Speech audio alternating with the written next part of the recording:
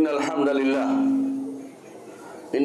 لله نحمده ونستعينه ونستغفره ونعوذ بالله من شرور أنفسنا ومن سيئات أعمالنا من يهده الله فلا مضل له ومن يضلل فلا هادي له وأشهد أن لا إله إلا الله وحده لا شريك له وأشهد أن محمدا عبده ورسوله يا أيها الناس اتقوا ربكم الذي خلقكم من نفس واحدة وخلق منها زوجها وبث منهما رجالا كثيرا ونساء واتقوا الله الذي تساءلون به والأرحام إن الله كان عليكم رقيبا يا أيها الذين آمنوا اتقوا الله حق تقاته ولا تموتن إلا وأنتم مسلمون يا أيها الذين آمنوا اتقوا الله وقولوا قولا سديدا يصلح لكم أعمالكم ويغفر لكم ذنوبكم ومن يطع الله ورسوله فقد فاز فوزا عظيما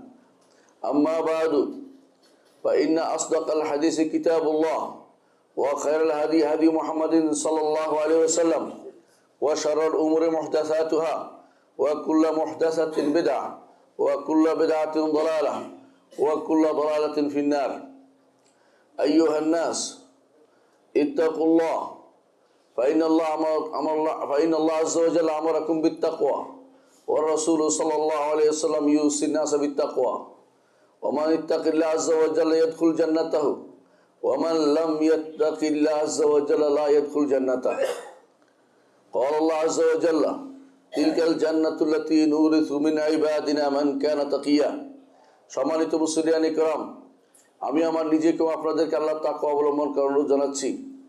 যেই তাকওয়া অবলম্বন করলে আমরা আল্লাহর জান্নাত পেয়ে ধন্য হতে পারবো। তাকওয়া অনুসারে আপনার জান্নাতের হুকুম হবে। তাকওয়া যদি না থাকে জান্নাতে কেউ যেতে পারবে না।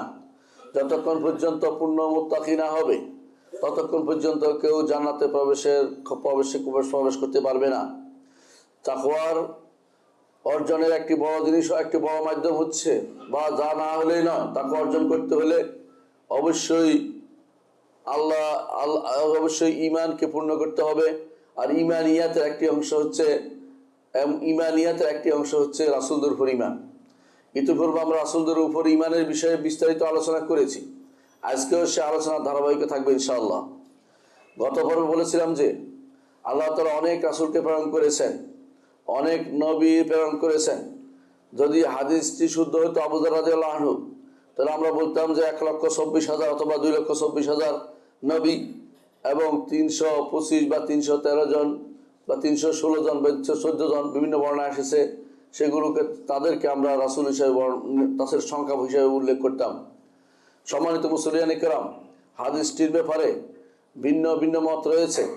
শেখুল আলবানী রহমতুল্লাহ হাদিসটিকে সহিহ গায়রি বলেছেন, অন্যরা হাদিসটিকে দুর্বল বলেছেন। সেই জন্য আমরা হাদিস নবী রাসূলদের সংখ্যা নির্ধারণ করলাম না, কিন্তু কোরআনে কারীমে তাদের যে সমস্ত বর্ণনা এসেছে সেগুলো আমরা বর্ণনা করতে চাই। কোরআনে কারীমে মোট 25 জন নবী রাসূলের বর্ণনা এসেছে। কোরআনে কারীমে মোট 25 জন নবী রাসূলের বর্ণনা এসেছে। এর মধ্যে 8 জনের কথা বিভিন্ন জায়গায় এসেছে।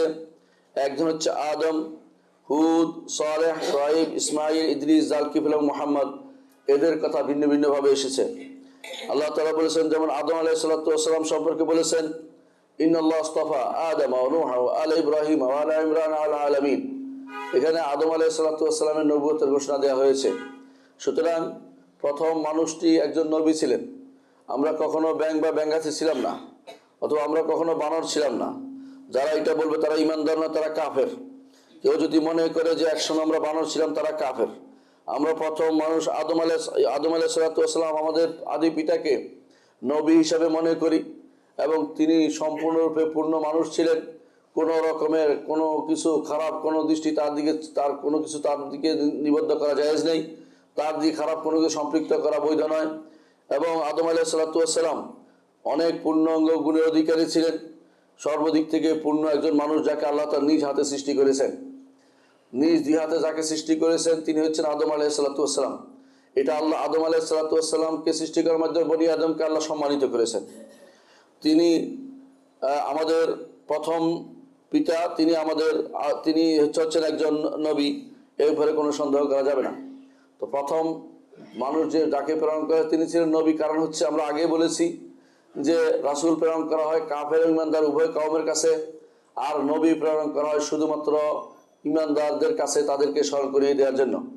আদম আলাইহিস সালাতু ওয়াস সালাম তার সন্তানদের জন্য নবী ছিলেন, সন্তানদেরকে সঠিক পথে পরিচালনার জন্য তিনি নবী হিসাবে আল্লাহর পক্ষ থেকে পছন্দনীয় ব্যক্তিত্ব ছিলেন। দ্বিতীয় হচ্ছে হুদ আলাইহিস সালাতু ওয়াস সালাম, তার কথা আল্লাহ তাআলা বলেছেন ওয়াইলা আদিনা খাওম হুদা, আদ জাতির কাছে তাদের ভাই, অর্থাৎ তাদের ভাই বলতে বোঝাচ্ছে তাদেরই বংশেরই একজন লোক, তাদেরই নিজস্ব বংশের লোক, তাদের কারো না কারো ভাই, যিনি আদম আলাইহিস সালাতু ওয়াস তাকে আল্লাহ তাআলা আদ জাতির কাছে পাঠিয়েছেন, আদ জাতির কাছে পাঠিয়েছেন। এখন অনেকে বলতে পারেন কাফেরদেরকে সেই ভাই বলা যাবে কিনা? না, যদি সেই যার কাছে আপনার বংশীয় ভাই থাকে সে কাফের আছে ভাই, দুনিয়ার দৃষ্টিতে সে অবশ্যই ভাই, সে ভাই বলা যাবে। কিন্তু যারা আপনার বংশীয় ভাই নয়, আপনার আশেপাশে যারা অমুসলিম আছে তাদেরকে, অমুসলিম অনেক জনগোষ্ঠী আছে তাদেরকে ভাই বলে ডাকা যাবে না, তাদেরকে ভাই বলে ডাকা যাবে না। কারণ মুসলিমের ভাই শুধু মুসলিম হয়, আল মুসলিম আখুল মুসলিম, এর বাইরে অন্যরা ভাই হয় না। যদি বংশের ভাই হয় তো ভাই হবে, বংশের ভাই আপনার ভাই, যেমন আপনার চাচাতো ভাই জ্যাঠাতো ভাই এরকম হইলে তারা ভাই হইতে পারে। সেই হিসাবে আল্লাহ তাআলা ওদেরকে বলেছেন ওয়াইলা আদিন আখাওম হুদা, তাদের কারো কারো ভাই আদ জাতি তাদের কারো কারো ভাই হুদকে তাদের জন্য নবী হিসেবে আল্লাহ তাআলা প্রেরণ করেছিলেন। বর্তমানে আদ জাতির এই জায়গাটি কোথায়? এক সময় সেটা হয়তো অনেকে জানতো না, বর্তমানে সেটা রুবুল খালি বলা হয়। সৌদি আরবের 1/4 যে এলাকা, অর্থাৎ যেটা মরুভূমি এলাকা, সেই জায়গাতে সেখানে এখনো প্রত্নতাত্ত্বিক যারা খুঁজে বেড়ায় তারা অনেক রকমের ফসিল সেখানে পেয়েছেন, যেগুলি বিশাল বিশাল দেহের মানুষ, সেখানে তারা সেগুলির লাশ তারা পেয়েছেন। লাশ পাওয়া গেলেই যে আল্লাহর ওলি হয় না, সেটাও একটা প্রমাণ। কারণ যেখানে যারা মারা গেছে সবগুলি কাফের ছিল, সেই লাশগুলি এখন পাওয়া যাচ্ছে, তাই বলে আপনি আল্লাহর ওলি বানিয়ে ফেলবেন না। সম্মানিত মুসল্লিয়ান ইকরাম, আমরা আরো দেখতে পাই আল্লাহ তাআলা সালেহ আলাইহিস সালাতু ওয়াস সালামকে তার কওম, তাদের কারো কারো ভাই সামুদ জাতির কাছে পাঠিয়েছিলেন, সামুদ জাতির কাছে পাঠিয়েছিলেন। প্রথম আদ জাতিকে আল্লাহ তাআলা ধ্বংস করে দিয়েছেন, পরবর্তী আল্লাহ তাআলা সামুদ জাতিকে পাঠিয়েছেন। এই সামুদ জাতির কাছে আল্লাহ তাআলা সালেহ আলাইহিস সালাতু ওয়াস সালাম তাদেরই বংশের লোক তাকে পাঠিয়েছেন, কিন্তু তারা ঈমান আনেনি। ওই সালেহ কওমে সালেহ এই জায়গাটা এখনো মাদায়েন সালেহ বলে বিখ্যাত। মাদায়েন সালেহের সালেহ এবং কওম এবং নবী সালেহ এক ব্যক্তি নন, অর্থাৎ সেই জায়গাতে একজন মাদায়েন সালেহের এক ব্যক্তি, সেখানে সালেহ নামে এক ব্যক্তি সেখানে একটা শহর পত্তন করেছিল, সেই জায়গার নাম হচ্ছে মাদায়েন সালেহ। এর পাশেই যে জায়গাটা, সেই জায়গাটা হচ্ছে আসল সালেহ আলাইহিস সালাতু ওয়াস সালামের বংশ, যেখানে তিনি আল্লাহ তাআলা তাকে পাঠিয়েছিলেন। সেখানে এখনো মানুষ অনেকেই সেখানে যায় দেখার জন্য, কিন্তু রাসূলুল্লাহ সাল্লাল্লাহু আলাইহি ওয়াসাল্লাম বলেছেন তোমরা এই সমস্ত জায়গায় প্রবেশ করবে না যেখানে আল্লাহর আযাব এবং গজব হয়েছে। সেখানে প্রবেশ করলে তোমরা হয় কাদার অবস্থায় সেখানে প্রবেশ করবে, কারণ যাতে করে তোমাদের উপরে সেই বিপদ না আসে যে বিপদ তাদের পূর্বপুরুষদের উপর এসেছিল। অনুরূপভাবে আল্লাহ তাআলা শুআয়ব আলাইহিস সালাতু ওয়াস সালামকে পাঠিয়েছেন মাদিয়ানবাসীর কাছে। এটা অনেক পরে মাদিয়ানবাসীর কাছে পাঠিয়েছেন। শুআয়ব আলাইহিস সালাতু ওয়াস সালামকে মাদিয়ানবাসীর কাছে পাঠিয়েছেন। আর মাদিয়ান এই এলাকাটি বর্তমানে দুবা নামে বিখ্যাত। দুবা নামে বিখ্যাত এই এলাকাটা সৌদি আরবের একদম শেষ মাথা, এবং সেটা মিশরের শর্মশেখ থেকে দেখা যায় এরকম দূরত্বে সেটা অবস্থিত। সেখানে তারা একটা এলাকা ঘিরে রেখেছে, সেই জায়গাটার নাম দিয়েছে তারা মাগায়ের সোয়েব বা যে গর্ত, সোয়েবের যে সমস্ত বাড়িঘর ছিল সেখানে সেই জায়গাটাকেই তারা নির্ধারণ করে থাকেন। শুআয়ব আলাইহিস সালাতু ওয়াস সালাম সেই মাদিয়ান জাতির কাছে তাকে আল্লাহ তাআলা পাঠিয়েছেন। মাদিয়ানের গোষ্ঠীর লোকেরা তাদের ভাই শুআয়বের উপর ঈমান আনতে অস্বীকার করেছিল। আল্লাহ তাআলা তাদেরকে ধ্বংস করে দিয়েছিলেন। তারপর আল্লাহ তাআলা আরো দুজন নবীর কথা উল্লেখ করেছেন। তারা হচ্ছেন ইদ্রিস, যুলকিফল এবং ইসমাইল। এক আয়াত সূরা আম্বিয়ার 85 নম্বর আয়াতে উল্লেখ করে বলেছেন ওয়া ইসমাইলা ওয়া ইদ্রিসা ওয়া যুলকিফলি কুল্লুম মিনাস সাবিরিন। এদেরকে আল্লাহ তাআলা নবী হিসাবে রাসূল হিসাবে পাঠিয়েছেন। এদের আদম ব্যতীত আর বাকি যাদের কথা এতক্ষণ বলেছি সবাই কিন্তু রাসূল। আদম আলাইহিস সালাতু ওয়াস সালাম ব্যতীত যাদের কথা কোরআনে কারিমে আসছে সবাই আল্লাহর রাসূল, সবাই আল্লাহর রাসূল। কেউ নবীর চেয়ে উপরে, মর্যাদা তাদের অনেক উপরে। নবীদের মধ্যে শুধুমাত্র আদম আলাইহিস সালাতু ওয়াস সালামের কথা সরাসরি এসেছে, অন্যদের কথা ইঙ্গিতে এসেছে, অন্যদের কথা ইঙ্গিতে এসেছে। আর একজনের কথা আল্লাহ তাআলা সূরা ফাতহার মধ্যে উল্লেখ করেছেন, বলেছেন মুহাম্মাদুর রাসূলুল্লাহ ওয়াল্লাযীনা মাআহু আশিদ্দাউল কুফার রুহামাউ বাইনাহুম। তিনি হচ্ছেন আমাদের নবী মুহাম্মদুর রাসূলুল্লাহ সাল্লাল্লাহু আলাইহি ওয়াসাল্লাম। তার জন্য আলাদা কোরআনে কারিমে 4 বার তার নাম এসেছে, এর মধ্যে রাসূল হিসেবে একবার তার কথা ঘোষণা করা হয়েছে। এ হচ্ছে 8 জন যাদেরকে ভিন্ন ভিন্ন জায়গাতে আল্লাহ তাআলা যাদের কথা কোরআনের ভিন্ন ভিন্ন জায়গাতে উল্লেখ করেছেন। এর বাইরে 18 জনকে আল্লাহ তাআলা একসাথে উল্লেখ করেছেন। 18 জনকে আল্লাহ তাআলা সূরা আনআমের কয়েকটি আয়াতে উল্লেখ করেছেন। আল্লাহ তাআলা এই আয়াতগুলো আপনার মুখস্থ রাখবেন ইনশাআল্লাহ। এই আয়াতগুলো খুবই গুরুত্বপূর্ণ, একসাথে সবার নাম চলে আসছে নবী রাসূলদের। সেখানে বলা হয়েছে তিলকা হুজ্জাতুনা আতাইনা ইব্রাহিম আলা কওমিহি। এই যে হুজ্জত ইব্রাহিম আলাইহিস সালাতু ওয়াস সালাম যে প্রমাণ তার জাতির কাছে প্রতিষ্ঠা করেছিলেন, এই প্রতিষ্ঠা ইব্রাহিম আলাইহিস সালাতু ওয়াস সালাম তার কওম উপর প্রতিষ্ঠা করার পরে আল্লাহ তাআলা বলেন নারফাউ দারাজাতিম মান নাশা ইন্না রাব্বাকা হাকীমুন আলিম। যার ইচ্ছা তার মর্যাদা আমরা সমুন্নত করে থাকি, মর্যাদা উপরে উঠিয়ে থাকি, মর্যাদা বাড়িয়ে দেই। ইন্না রাব্বাকা হাকীমুন আলিম, আমার নিশ্চয় আপনার রব সবকিছু সম্পর্কে প্রজ্ঞাবান এবং সবকিছু সম্পর্কে তিনি জানেন। তারপর তিনি নবীদের নাম উল্লেখ করলেন আল্লাহ তাআলা, ওয়াহাবনা লাহু ইসহাকা ওয়া ইয়াকুব কুল্লান হাদাইনা। আমরা ইব্রাহিমকে দান করলাম ইয়াকুব, ইসহাক এবং ইয়াকুব। কিভাবে দান করেছেন? নাতির কথা উল্লেখ করেছেন, অর্থাৎ ছেলের কথা উল্লেখ করার পর নাতিকে উল্লেখ করেছেন, কিন্তু উভয়কে ইব্রাহিম আলাইহিস সালাতু ওয়াস সালামের কাছে বলেছে ইব্রাহিমকে সেটা দান করেছি। ছেলে হচ্ছে ইসহাক, নাতি হচ্ছে ইয়াকুব, দুইটাই ইব্রাহিম আলাইহিস সালাতু ওয়াস সালামকে দান করেছেন বলেছেন, কারণ ছেলের নাতিরাও ছেলের মর্যাদা পায়। এটাই হচ্ছে ইসলামের নীতি। ওয়া নূহান হাদাইনা মিন ক্বাবল, আল্লাহ তাআলা বলেছে এর পূর্বে আমরা নূহকে হেদায়েত দিয়েছিলাম, অর্থাৎ তিনিও একজন রাসূল। ওয়া মিন যুররিয়াতিহি আই যুররিয়াতি ইব্রাহিম, ইব্রাহিম আলাইহিস সালাতু ওয়াস সালামের সন্তানদের মধ্যে আল্লাহ তাআলা যাদেরকে রিসালাত দিয়েছেন তাদের মধ্যে আছে দাউদ ওয়া সুলাইমান ওয়া আইয়ুব ওয়া ইউসুফ ওয়া মূসা ওয়া হারুন ওয়া কাযালিকা নাজজিল মুহসিনিন।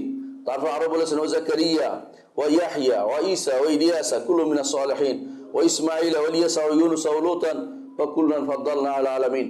এই 18 জনের কথা এই আল্লাহ তাআলা 3টি আয়াতে উল্লেখ করেছেন। 83 থেকে 86 আয়াত সূরা আল আনআমের মধ্যে আল্লাহ তাআলা এদের কথা উল্লেখ করেছেন। এগুলো আমাদের যে জানা থাকা দরকার যে যাদের কথা কোরআনে উল্লেখ করা হয়েছে সবাই কিন্তু আদম আলাইহিস সালাতু ওয়াস সালাম ব্যতীত সবাই এই 24 জন হচ্ছেন রাসূল। এর বাইরে আল্লাহ তাআলা কোরআনে কারীম বলেছেন ওয়া রাসূলান কাদ কাসাসনাহুম আলাইকা ওয়া রাসূলুল্লাহ নাকসুম আলাইকা ওয়া কাল্লামাল্লাহু মূসা তাকলিমা। অনেক রাসূলের কথা আমরা আপনার কাছে বর্ণনা করেছি আর অনেক রাসূলের কথা আপনার কাছে বর্ণনা করিনি। এর অর্থ রাসূল আরো অনেক ছিলেন। এই জন্য হাদিসটি যদি শুদ্ধ হয় তো রাসূলের সংখ্যা 313 জন হতে পারে। এই নবী রাসূলদের মধ্যে 4 জনকে বলা হয় আরব। আরো অনেকে মনে করতে পারে নবী রাসূলরা সব কেন আরব দেশে প্রেরিত হয়েছে? না, সব আরব দেশে প্রেরিত হয় নাই। 4 জনকে আরব দেশে প্রেরণ করা হয়েছে। একজন হচ্ছে হুদ, একজন হচ্ছে সালেহ, একজন শুআয়ব, আর একজন হচ্ছে মুহাম্মদুর রাসূলুল্লাহ সাল্লাল্লাহু আলাইহি ওয়াসাল্লাম। তাদের মধ্যে হুদ এবং সালেহ এরা ছিল আরবে, এদেরকে বলা হয় আরবে বাঈদা বা যাদেরকে আল্লাহ তাআলা ধ্বংস করে দিয়েছেন তারা। আর শুআয়ব এবং মুহাম্মদ সাল্লাল্লাহু আলাইহি ওয়াসাল্লাম, শুআয়ব ছিল আরবে আরেবা আর মুহাম্মদুর রাসূলুল্লাহ সাল্লাল্লাহু আলাইহি ওয়াসাল্লাম তিনি হচ্ছেন আরবের মুস্তাআরেবা। মুস্তাআরেবা অর্থ হচ্ছে যারা আরব দেশের লোক নয় কিন্তু আরব দেশে বসতি স্থাপন করে আরব হয়েছে। তিনি হচ্ছেন ইসমাঈল আলাইহিস সালাতু ওয়াস সালাম, তার বংশধরের মধ্যে হচ্ছে মুহাম্মদুর রাসূলুল্লাহ সাল্লাল্লাহু আলাইহি ওয়াসাল্লাম। সুতরাং এই 4 জনকে আরব নবী বলা হয়। এজন্য তাদের প্রতিটি নামের শেষে তানবিন আসে। আর যারা আরবি নবী না তাদের নামের শেষে তানবিন আসে না। এটা আপনি যখন পড়বেন দেখবেন যে কোরআন এবং সুন্নাহর মধ্যে তানবিন আসছে না এবং কাসরা আসছে না। কেন? তারা আরবি নাম নয় এগুলি। বাকি একমাত্র আরবি নাম হচ্ছে হুদ, সালেহ, শুআয়ব এবং মুহাম্মদের 4 জনের নামের শেষে তানবিন আসে এবং কাসরাও আসে। এর বাইরে আল্লাহ তাআলা কোরআনে কারীমে আসবাত হিসাবে কিছু নবী রাসূলের নাম নবীদের নাম উল্লেখ করেছেন। আসবাত কারা? আসবাত হচ্ছে আওলাদ ইয়াকুব আলাইহিস সালাতু ওয়াস সালামের সন্তানদের মধ্যে 12 জনকে আল্লাহ তাআলা নবুয়ত দিয়ে সম্মানিত করেছেন। এজন্য কোরআনে কারীমে আয়াতটি আমরা খেয়াল করি, আল্লাহ তাআলা বলছেন কুলু, হে মানুষেরা বলো, আমান্না বিল্লাহি, আমরা আল্লাহর উপর ঈমান আনলাম, ওমা উনজিলা ইলাইনা, আমাদের কাছে যা নাজিল করা হয়েছে তার উপর ঈমান আনলাম, অর্থাৎ কি কোরআনে কারীম। ওমা উনজিলা ইলা ইব্রাহিম ওয়া ইসমাঈল ওয়া ইসহাক ওয়া ইয়াকুব আল আসবাত, এবং যা নাজিল করা হয়েছে ইব্রাহিম, ইসমাইল, ইসহাক, ইয়াকুব আসবাতের কাছে, এর অর্থ হচ্ছে তাদের কাছে সহিফা নাজিল করা হয়েছিল, কারণ এদের কেউই কিতাব, বড় কিতাব প্রাপ্ত হননি।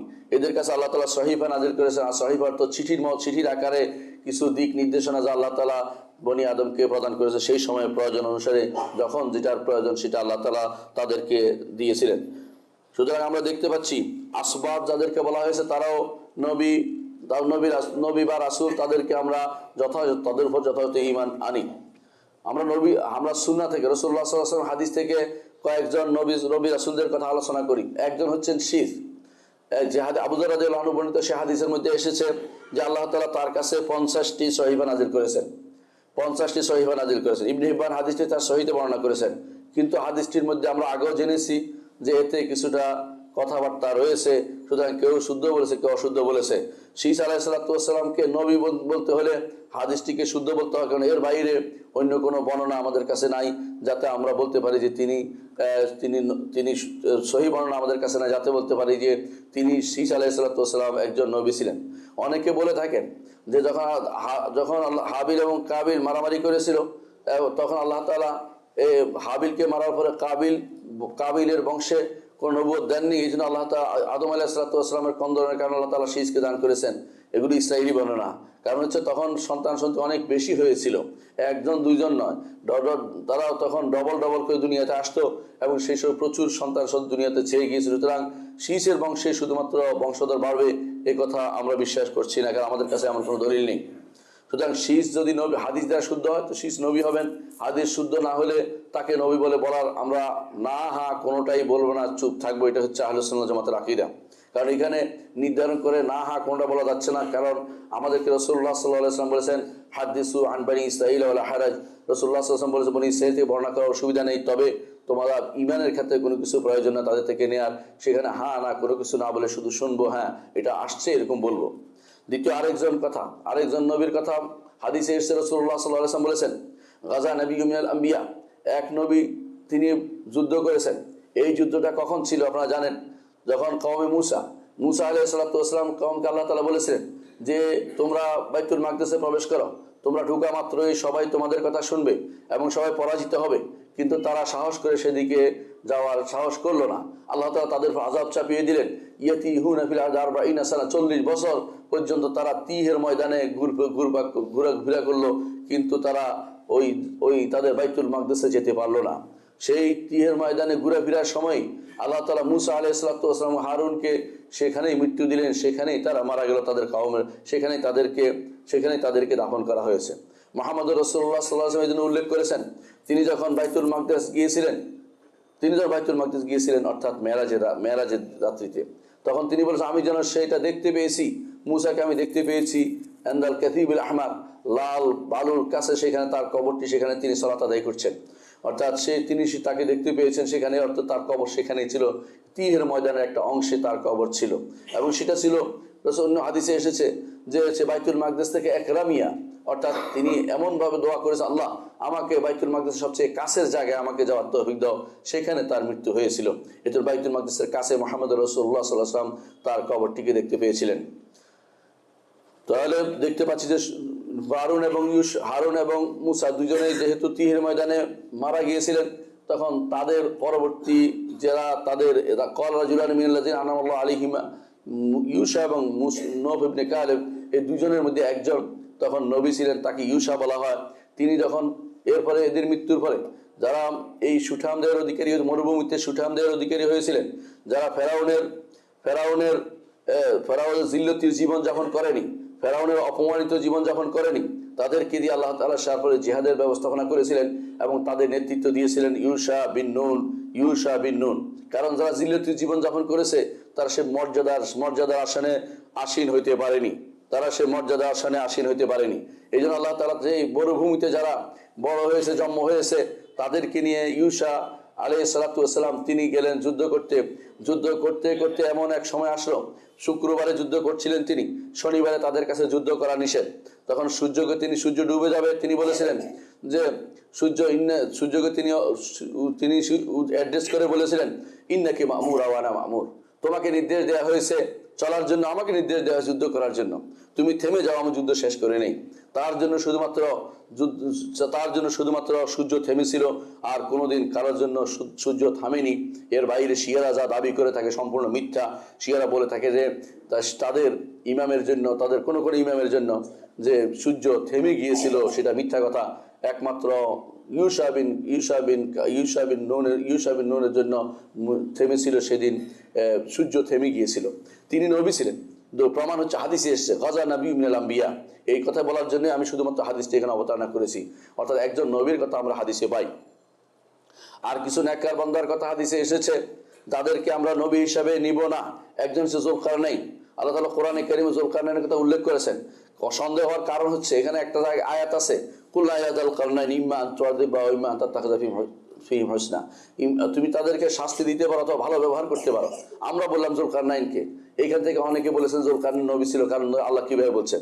কিন্তু আমাদের ইমামরা সবসময় বলেন যে সেই সময় নবী ছিল, নবী এই রাষ্ট্রপ্রধানকে সঠিক পথের দিশা দেখিয়েছেন যে ভালো ব্যবহার করতে পারো অথবা তুমি শাস্তিও দিতে পারো, কারণ তারা শাস্তি পাওয়ার উপযুক্ত হয়ে আছে, তোমার বিরোধিতা তারা করেছে। এর অর্থ হচ্ছে তাকে নবী বানানোর জন্য আমাদের কাছে শক্তিশালী কোনো দলিল নেই। আরেকজন হচ্ছে তুব্বা। কোরআনে কারীম আল্লাহ তাআলা তুব্বার কথা উল্লেখ করেছেন। আল্লাহ তাআলা বলছেন আহুম খায়রুন আম কওমুত তুব্বা। অনুরূপভাবে সূরা কফের মধ্যে তুব্বার কথা উল্লেখ করেছে আল্লাহ তাআলা। এই তুব্বা কওমের ব্যাপারে, আমাদের তুব্বার ব্যাপারে অনেকেই ভিন্ন ভিন্ন মত দিয়েছেন। বিশুদ্ধ মত হচ্ছে তিনি নবী ছিলেন না। বিশুদ্ধ মতে তিনি কোনো নবী ছিলেন না। কোন বর্ণনায় এসেছে আতুব্বা লা আদরি আতুব্বা কারা নবিয়ান আমলা। রাসূলুল্লাহ সাল্লাল্লাহু আলাইহি ওয়াসাল্লাম বলেছেন যে আতুব্বা নবী ছিলেন কিনা আমি জানি না, কিন্তু সেই বর্ণনাটির ব্যাপারে কিলকাল আছে। তাছাড়া আরেকটি বিষয় হচ্ছে নবী সাল্লাল্লাহু আলাইহি ওয়াসাল্লাম যেহেতু চুপ ছিলেন, আমরা সেখানে তুব্বাকে নবী বলা থেকে দূরে থাকবো। তুব্বা কি করেছিলেন? তুব্বা মদিনা আক্রমণ করেছিলেন। মদিনা দখল করার জন্য। তিনি ইয়ামানের অধিবাসী ছিলেন। মদিনা দখল করতে এসে তিনি সেখানে তাদের ভালো ব্যবহার পেয়ে চিন্তা করলেন, তোমরা এখানে বসে আছো কেন, এত ভালো ব্যবহার করছো, এই মরুভূমির জায়গাতে কেন বসে আছো? বলছো আমরা অপেক্ষা করছি একজন নবীর। বলা হয় থাকে তারপরে মুহাম্মদ রাসূলুল্লাহ সাল্লাল্লাহু আলাইহি ওয়াসাল্লামের জন্য তিনি সেখানে অনেকগুলো জায়গা তিনি ওয়াকফ করে যান। তৃতীয় আরেকজনের কথা কোরআনে কারীমে আমরা দেখতে পাই, তিনি হচ্ছেন খিজির। কত রকমের শব্দ আপনারা ব্যবহার করেন। আসল শব্দ হচ্ছে খাদের অর্থ হলো সবুজ। তো বলা হয় তাকে তিনি সবুজ, যেখানে বসতেন সেখানে সবুজ হয়ে যেত। ডাঙ্গার লোক। আর ইলিয়াসকে পানির লোক, তিনি ইলিয়াসকে ডাঙ্গার লোক বানিয়েছে। কিছু লোক আছে, কিছু পাইলে একটাকে ডাল ফালা মেলে বিভিন্ন গল্প বানিয়ে ফেলে। ইলিয়াস এবং ইদ্রিস কেউ একজনে বলেছেন, আবার কেউ আলাদা বলেছেন। যেহেতু কোরআনে কারীমে এক জায়গায় আছে সালামুন আলা ইলিয়াসিন, এটার একটা কেরাত সাবরিয়া, বিশুদ্ধ কেরাত আছে সালামুন আলা ইদ্রাসিন। তো অনেকে এই জন্য বলেছেন যেহেতু কেরাত একটা সাহায্য করে, সুতরাং ইলিয়াস এবং ইদ্রিস একই ব্যক্তি বলেই আমাদের কাছে প্রতীয়মান হয়।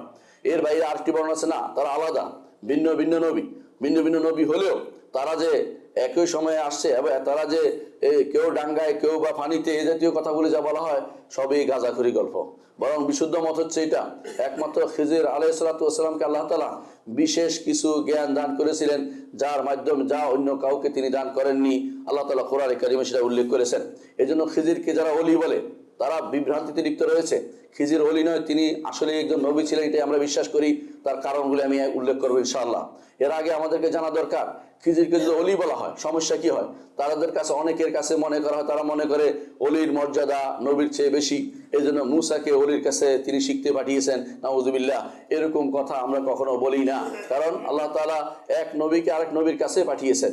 নবীদের মর্যাদা সমুন্নত, সবার চেয়ে বেশি মর্যাদা হচ্ছে নবীদের পরে হচ্ছে সিদ্দিক, তারপরে শুহাদা, তারপরে সালেহিনদের মর্যাদা। সম্মানিত মুসলিয়ান ইকরাম, আমরা কেন বললাম যে খিজির আলাইহিস সালাম নবী ছিলেন, এটাই বিশুদ্ধ মত বলে আমরা মনে করি।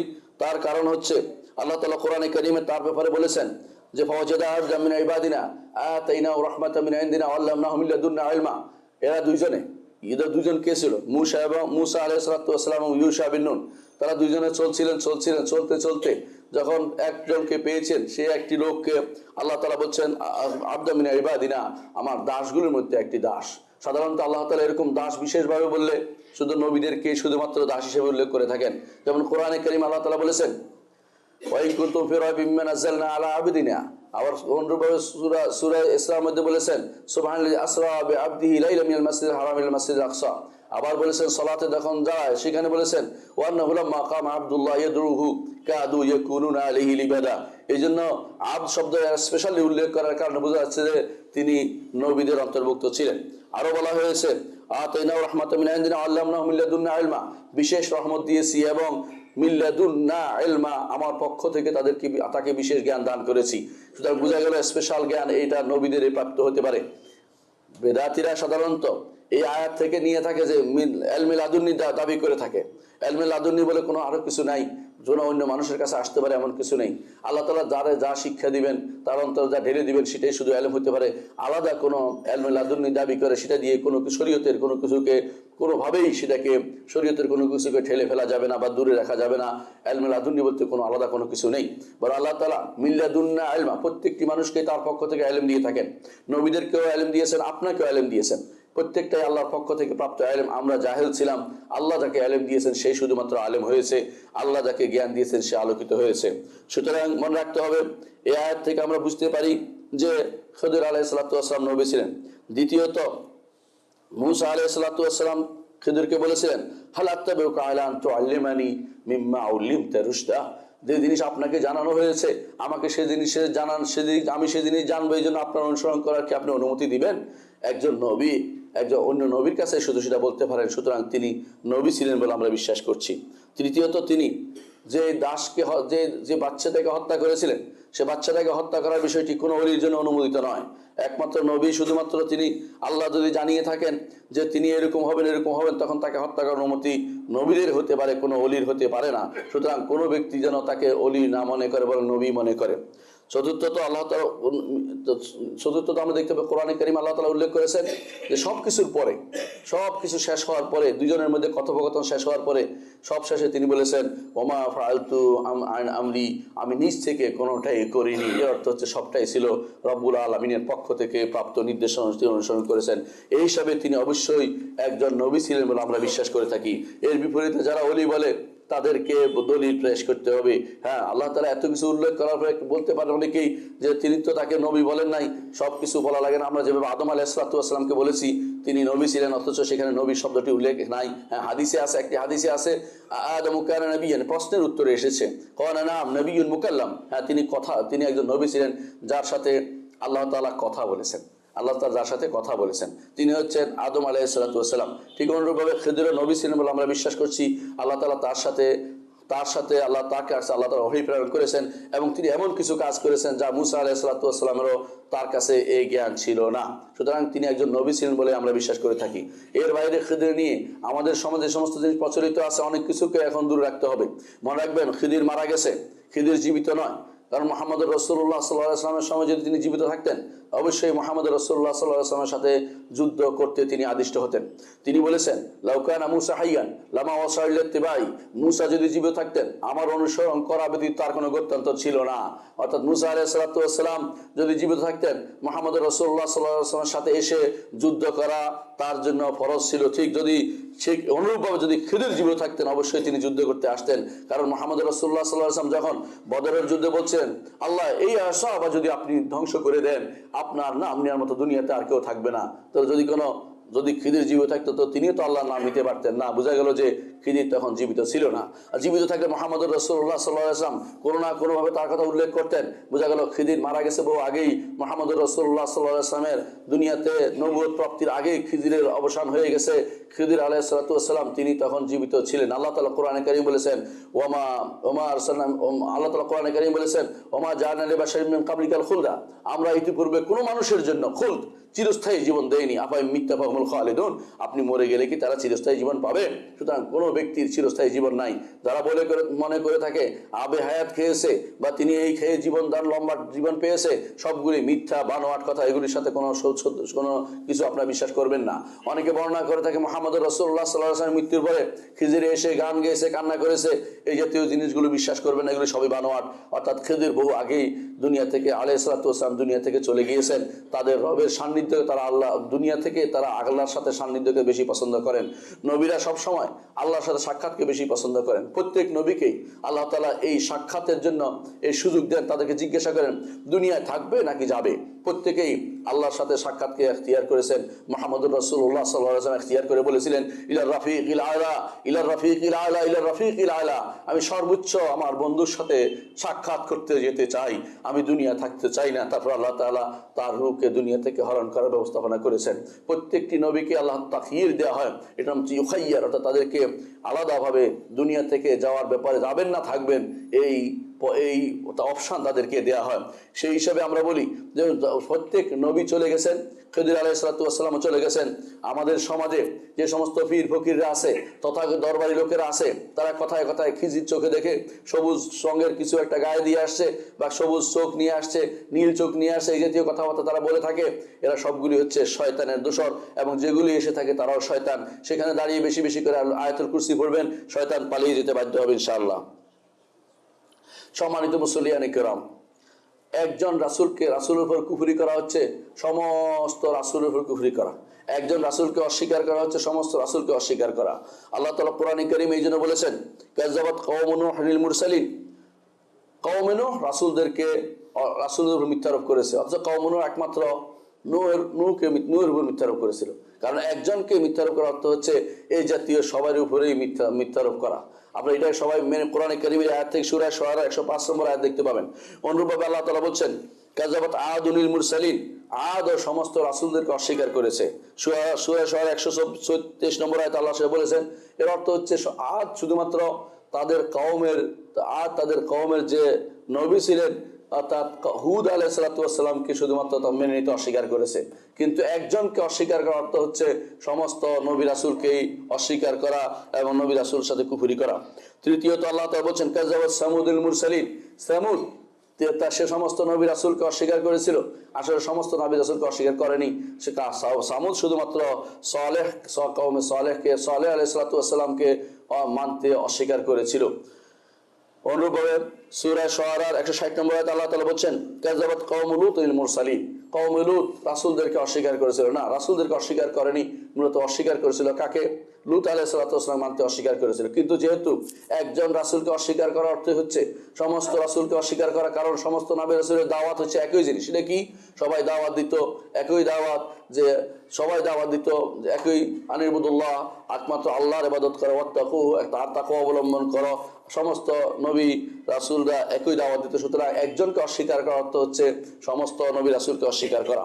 কোরআনে কারীমে আল্লাহ তাআলা বলেন, ইন্নাল্লাযীনা ইয়াকফুরুনা বিল্লাহি ওয়া রাসূলিহি ওয়া ইউরিদুনা আন ইউফাররিকু বাইনাল্লাহি ওয়া রাসূলিহি, যারা আল্লাহ তাআলার সাথে কুফরি করে এবং রাসূলদের সাথে কুফরি করে এবং তারা বলে, কারণ ইউফাররিকু বাইনাল্লাহি ওয়া রাসূলিহি, আল্লাহ এবং রাসূলের ঈমানের ক্ষেত্রে তারা তারতম্য করে, আল্লাহকে মানে রাসূলকে মানে না। অথবা ওয়ায়াকুলুনা, আরো বলে, নুমিনু বিবাদ ওয়া নাকফুরু বিবাদ, যে কিছু রাসূলকে মানি না। এরা বলে ওই ইউরিদুনা আন ইয়াত্তাখিযু বাইনা যালিকা সাবিলা, এরা এর মাঝে একটা মধ্যপন্থা অবলম্বন করতে চায়। উলাইকা হুমুল কাফিরুন হাক্কা, তারা প্রকৃতপক্ষে তারাই কাফের। সূরা নিসা আল্লাহ তাআলা সে উল্লেখ করেছেন 150 151 নম্বর আয়াতে। অনুরূপভাবে আল্লাহ তাআলা বলেন, কুলু আমান্না বিল্লাহ, হে ঈমানদাররা, হে দুনিয়ার মানুষরা, বলো তোমরা আমরা আল্লাহর উপর ঈমান আনলাম, ওমা উনজিলা ইলাইনা, এবং যা আমাদের কাছে নাযিল হয়েছে তার উপর ঈমান আনলাম, অর্থাৎ কোরআনের উপরে। ওমা উনজিলা ইলা ইব্রাহিম ওয়া ইসমাঈল ওয়া ইসহাক ওয়া ইয়াকুব আল আসবাত ওমা উতিয়া মূসা ওয়া ঈসা ওমা উতিয়া নবিয়্যুনা মির রাব্বিহিম লা নুফাররিকু বাইনা আহাদিম মিনহুম ওয়া নাহনু লাহু মুসলিমুন। যে সমস্ত নবীদের কথা এখানে উল্লেখ করা হয়েছে সূরা আল বাকারা 139 নম্বর আয়াতে, সে 129 নম্বর আয়াতে যে নবীদের কথা উল্লেখ করা হয়েছে, এই নবীদের কথা উল্লেখ করার পরে আল্লাহ তাআলা বলছেন যে ঈমানদাররা কখনো বলে যে লা নুফাররিকু বাইনা আহাদিম মিনহুম, আমরা এই নবীদের কারো মাঝে ঈমানের ক্ষেত্রে কোনো তারতম্য করি না, অর্থাৎ সবার উপর আমরা ঈমান আনি। ওয়া নাহনু লাহু মুসলিমুন, এবং সবার উপর আমরা সবাই তাদের জন্য আমরা তাদের কাছে আমরা নিজেদেরকে সমর্পণ করি, অর্থাৎ তাদের এই সমর্পণ অর্থ হচ্ছে তাদের কথা শুনে চলি, আল্লাহর কথা শুনে চলে এবং তারা নবীদের কথা আনুগত্য করে থাকে। তো আল্লাহর জন্য এই আনুগত্য এবং নবীদের কথা শোনা, এই নবীদের কথা মেনে চলা, এটা কিন্তু ঈমানদারের কাজ। ঈমানদার সেটা করে থাকে, ঈমানদার সবসময় সেটা করে থাকে। ঈমানদাররা নবীদের মধ্যে কোনো পার্থক্য করে না। কিন্তু দেখেন, যারা ইহুদি তারা ঈসা আলাইহিস সালাম এবং আমাদের নবীকে মানে না। যারা নাসারা তারা ঈসা আলাইহিস সালামকে মানে, কিন্তু আল্লাহ হিসেবে আল্লাহ বানিয়ে ফেলেছে। আবার আমাদের নবীকে তারা মানে না। আর আমরা আমাদের পূর্ববর্তী সকল নবীকে মানি, অর্থাৎ এরপরে সব তিনি রাসূলুল্লাহ সাল্লাল্লাহু আলাইহি ওয়াসাল্লাম বলেছেন খাতামান নবিয়্যিন, আল্লাহ কোরআন উল্লেখ করেছেন, রাসূল বলেছেন লা নাবিয়্যা বাদি, আমার পরে কোনো নবী আসবে না। সেই কথা অনুসারে আমরা পরবর্তী যত নবী আসবে দাবি করবে নবুয়তের, সবগুলিকে আমরা মিথ্যাবাদী মনে করি।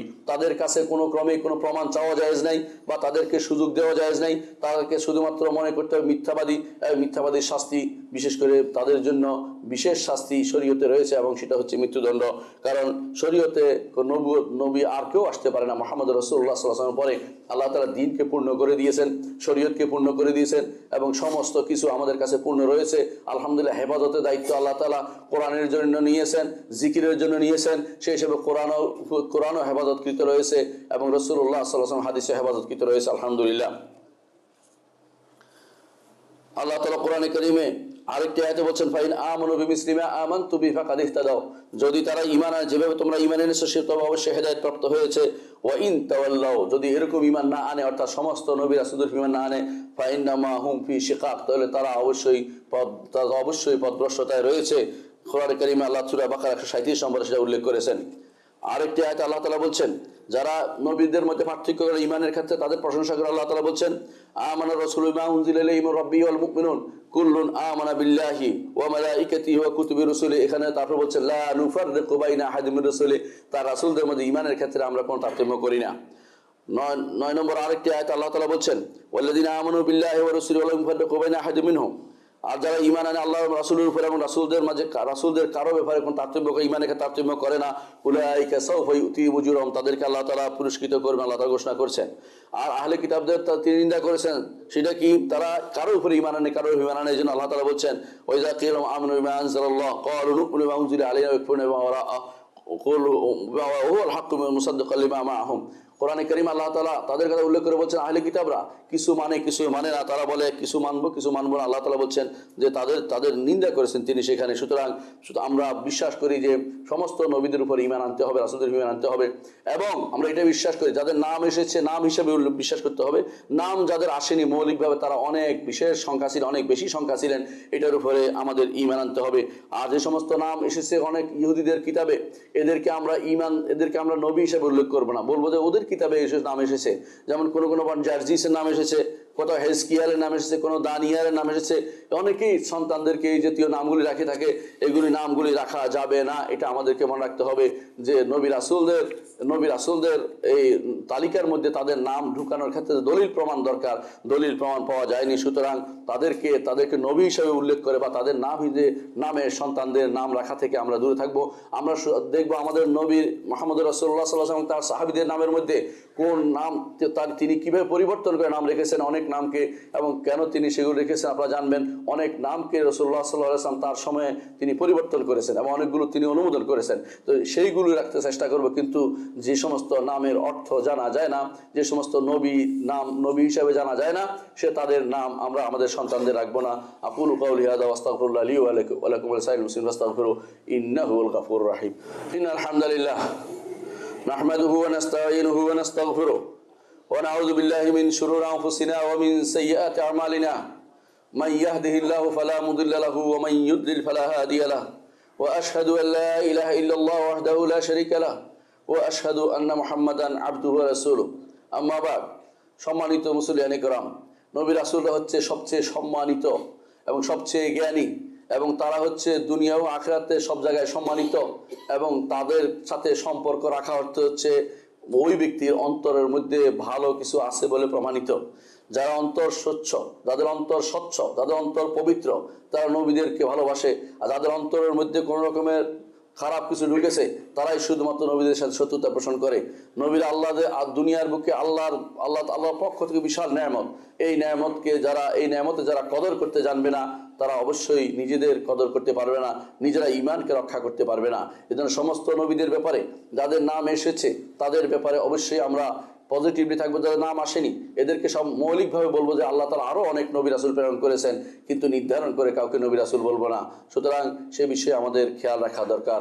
ألا وصلوا على سيد البشرية محمد بن عبد الله كما أمر الله عز وجل في كتابه وثنى بملائكة المسبحة القدسي وثلث بكم أيها المؤمنون فقال تعالى مخبرا وعامرا إن الله وملائكته يصلون على النبي يا أيها الذين آمنوا صلوا عليه وسلموا تسليما وقال النبي صلى الله عليه وسلم من صلى عليه مرة صلى الله عليه بعشر اللهم صل على محمد وعلى آل محمد كما صليت على إبراهيم وعلى آل إبراهيم إنك حميد مجيد اللهم بارك على محمد وعلى آل محمد كما باركت على إبراهيم وعلى آل إبراهيم إنك حميد مجيد اللهم ارض عن الخلفاء الراشدين أبي بكر وعمر وعثمان وعلي وأن سائر الصحابة والتابعين رضوان الله عليهم أجمعين اللهم اغفر لنا ولإخواننا الذين سبقونا بالإيمان ولا تجعل في قلوبنا غلا للذين آمنوا ربنا إنك رؤوف رحيم اللهم اغفر لنا أجمعين اللهم اغفر لنا أجمعين اللهم اغفر لنا أجمعين আল্লাহ আমাদের সবাইকে আপনি ক্ষমা করে দিন আল্লাহ আমাদের সবাইকে আপনি কবুল করুন আল্লাহ আমাদের এই মসজিদটিকে আপনি কবুল করুন আল্লাহর কাছে দোয়া করে আল্লাহ মসজিদটি কবুল করেন এই মসজিদের যাবতীয় অভাব আল্লাহ পূরণ করে দেন এই মসজিদটিকে